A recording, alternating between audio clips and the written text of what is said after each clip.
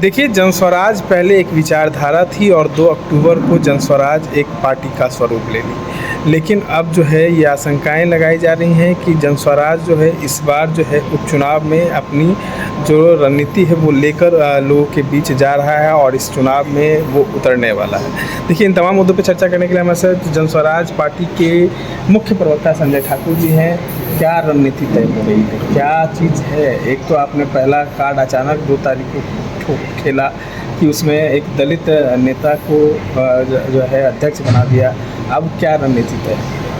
देखिए, केवल दलित को ही अध्यक्ष नहीं बनाया गया है। दलित समाज में एक ऐसे विद्वान आदमी को अध्यक्ष बनाया गया है जो नेतरहाट से पढ़ करके IITN बने और IIT करके वो IFS की सर्विस लिए उन्होंने और भारत सरकार की सेवा विदेशों में बराबर देते रहे। इतना ही नहीं, 4 देशों के अलग अलग समय पर राजदूत के भूमिका में भी रहे हैं। ये बड़ी बात है। इसलिए एक योग्य, कुशल, सक्षम, विद्वान और विवेकशील व्यक्ति को जो दलित समाज से आते हैं प्रदेश का अध्यक्ष बनाया गया है। ये इसलिए सारे जनसुराजी और सारे बिहार के लोगों में इस बात के लिए खुशी है, प्रसन्नता है। सभी उनको बधाइयाँ दे रहे हैं, प्रशांत जी को भी और अध्यक्ष मनोज भारती जी को। नहीं, आप कह रहे हैं कि अब जो है सब कुछ जो है बधाइयाँ तो ज़रूर मिल रही हैं, लेकिन एक तरफ नाराज़गी का भी दौर चालू है। आपके पार्टी में कई लोग नाराज़ भी हैं। देखिए, उस पर गंभीर है, पार्टी बनती है तो लोग नाराज़ ज़रूर होते हैं, लेकिन कहा जा रहा है कि अचानक जो है किसी से चर्चा नहीं हुई कि हम अध्यक्ष किसी को बना रहे हैं या नहीं बना।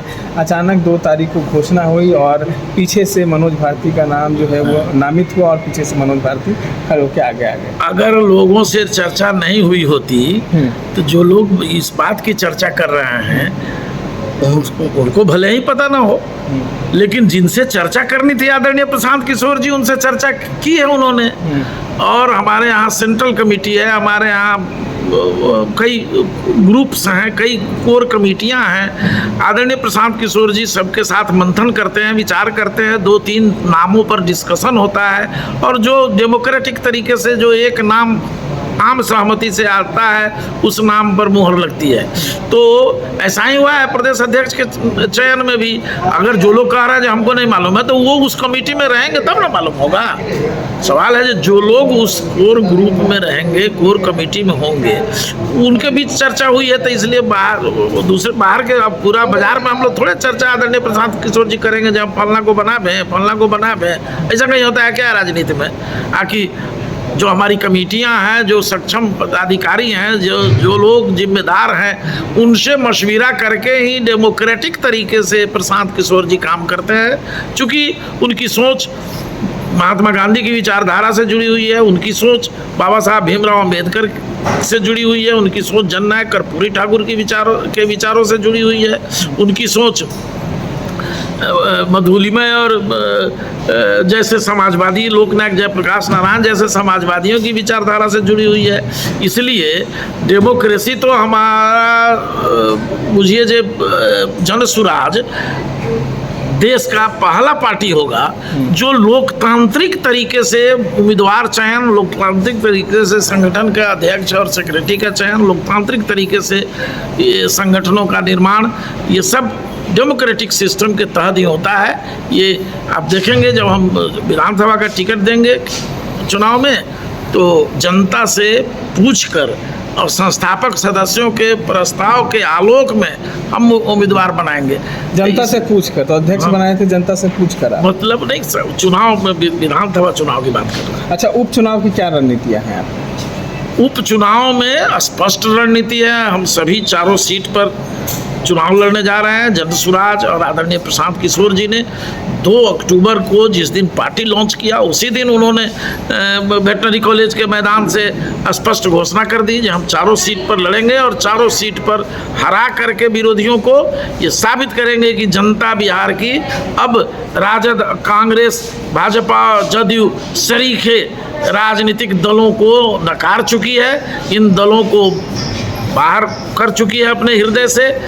और जन स्वराज ही एक लौता विकल्प है। इसलिए चारों सीट पर हम चुनाव मजबूती से लड़ेंगे और चारों सीट जीतेंगे। नहीं तो ये तमाम पार्टियां कह रही हैं कि जन स्वराज का कहीं अस्तित्व नहीं है, कहीं लोग जान नहीं दे रहे। अच्छा, तो ये बतवा वो कहेगी नहीं पार्टी साहब और उसके नेतवा साहब, तो फिर उसका अपने मुंह मियाँ मिठू बनना है। सवाल है जे प्रशांत किशोर जी की क्या हैं, उनकी रणनीतिक दक्षता क्या है, उनकी चुनावी प्रबंधक की क्षमता क्या है, ये सब वाकिफ हैं। ये लोग, हाँ, ये लोग क्या बोलेंगे, ये सब लोग जान रहे हैं। अंदरूनी डर है। हाँ, अंदरूनी डर इनके दिमाग में इतना ज़्यादा हो गया है जो ये व्याकुल भारत हैं, बेचैन बने हुए हैं जो कैसे हम उसको छोटा बना के रखें। जो जन स्वराज का औकात नहीं है, जन स्वराज छोट है, अभी नया नया जन्म लिया है, ये सब बात इन लोग कह रहे हैं। इनको मालूम नहीं है कि प्रशांत किशोर उस व्यक्तित्व का नाम है जिस व्यक्तित्व ने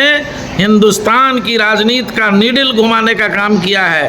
और आगे भी सपना यही है कि अब जिस तरह से सम्राट अशोक और बड़ी बड़ी हस्तियां बिहार से चंद्रगुप्त मौर्य देश दुनिया पर शासन कर रहा था, उसी तरह से बिहार की राजनीति में इतना व्यापक परिवर्तन आने वाला है, इतना बड़ा जन स्वराज का सैलाब आने वाला है कि देश की राजनीति का निडिल बिहार से में रहेगा, बिहार से राजनीति होती चलिए, रहेगी। एक अंतिम सवाल है। आज जन स्वराज पार्टी बन गई। कुछ दिनों पहले गिरिराज सिंह ने कहा था कि हिंदू स्वाभिमान रैली जो है वो निकाली जा रही है। 18 तारीख से वो हिंदू स्वाभिमान रैली निकाली जाएगी। तमाम पार्टियां जो है इस पर अपनी प्रतिक्रिया दी है, लेकिन पूर्व IPS अमिताभ कुमार दास ने कहा है कि इसमें ये दंगा फैलाने की आशंका है। वहीं पप्पू यादव ने कहा है कि अगर ये यात्रा निकली है तो मेरी लाश से ये यात्रा निकलेगी। जन स्वराज कैसे देखता है इसे? जन स्वराज इस यात्रा की कड़ी भर्त्सना करता है। हिंदू और मुसलमान करके देश में राजनीति का विष वमन करने वाली भारतीय जनता पार्टी का यही फितरत है, यही चरित्र है। वो मुसलमानों को भयभीत करके, देश के अल्पसंख्यकों को भयभीत करके, वो अपने तथाकथित हिंदुत्ववादी सोच को आगे रख करके राजनीति करती रही है। ये भारतीय जनता पार्टी की फितरत है। आडवाणी ने भी एक रथ यात्रा निकाली थी, आपने देखा जो उसका दुष्परिणाम क्या हुआ। एक तरफ जनता में तो अशांति फैली, लेकिन लाभ मिल गया वोट के रूप में।